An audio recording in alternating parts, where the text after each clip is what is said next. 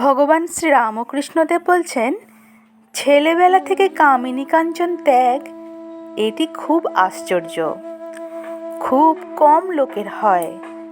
তা না হলে যেমন শিলখেঁকো আম ঠাকুরের সেবায় লাগে না, নিজে খেতেও ভয় হয়।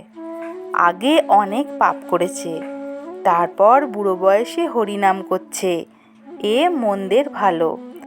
অমুক মল্লিকের মা খুব বড় মানুষের ঘরের মেয়ে, বেশ্যাদের কথা জিজ্ঞাসা করলে, বললে ওদের কি কোনো মতে উদ্ধার হবে না? নিজে আগে আগে অনেক রকম করেছে কি না তাই জিজ্ঞাসা করলে। আমি বললুম, হ্যাঁ হবে, যদি আন্তরিক ব্যাকুল হয়ে কাঁদে আর বলে আর করব না।